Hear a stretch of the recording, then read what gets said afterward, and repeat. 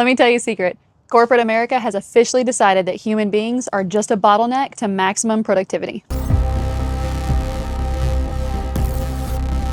We're only a few months into 2026, and we're already seeing somewhere between 70,000 and 90,000 tech layoffs tied to AI restructuring and automation pushes. Everything today is about speed. Faster teams, faster releases, faster decisions, faster everything. Everybody is trying to move quicker, automate more, do more with less people, and somehow operate 24/7 without actually hiring 24/7 humans. So what do? We brought in AI agents, finally something that doesn't sleep, won't complain, doesn't need PTO, and will absolutely work nonstop. Sounds amazing, right up until it has unsupervised access to production. This pressure is especially hitting CISOs, CTOs, CIOs, and VPs of engineering right now, because everybody above them wants speed, everybody below them wants tools, and everybody around them wants AI automation immediately. But when something goes wrong, nobody just says, well, at least our productivity increased. They all ask, who approved this? Which explains why half the technology leadership community today looks exhausted. Now we have real incidents, not theory, not hype, not a someday risk, right now. A founder actually publicly shared that an AI coding agent running through Cursor with Anthropic Claude deleted their production database and their backups in seconds. Not a draft, not a suggestion, production gone. And then you have Meta, who had internal AI agents providing incorrect technical guidance and exposing sensitive internal data across all their employees. Wrong output, too much access, not enough control. And those are just the ones that people are talking about out loud.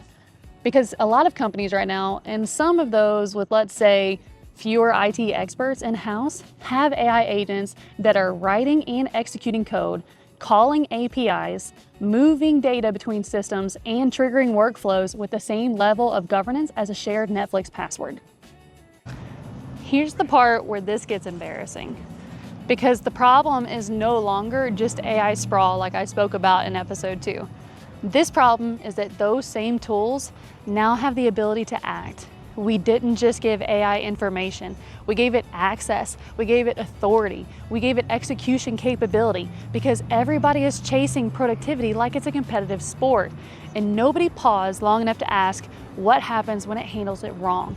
If a human employee showed up on day one asking for production access, API keys, the abilities to execute workflows with zero supervision, we would call security immediately. But with AI, we're like, yeah, sure, plug it into everything. It seems helpful.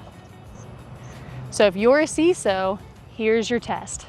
If you have AI agents, and I know you do, ask, what can it actually do? Not the demo, real permissions. What systems can it touch? What data can it access, move, or expose? What actions can it execute without a human in the loop? Can you see everything it did yesterday? Can you stop it in real time? And my favorite, who owns it? Not the AI team, not the engineering team, a real person with a name who suddenly becomes very religious during a production outage. Because if you can't answer those questions clearly, you don't have AI governance. You have high-speed automation with low-speed accountability. And this is why cybersecurity teams seem to suddenly be the only adults in the room again. While finance sees the invoice, cyber sees the behavior, which means we can actually tell you whether those AI agents are helping your business or quietly setting up your next incident. That's exactly where my team is helping our customers right now. Not should you use AI, that decision has long sailed, but what is it doing? What can it access? How is it controlled? How is it monitored? And how do you keep it from turning into a very fast, very confident operational mistake? Because once these things are operating, you need guardrails, runtime controls, visibility, monitoring, auditability, and actual ownership. If you missed episode 2, go back and watch it.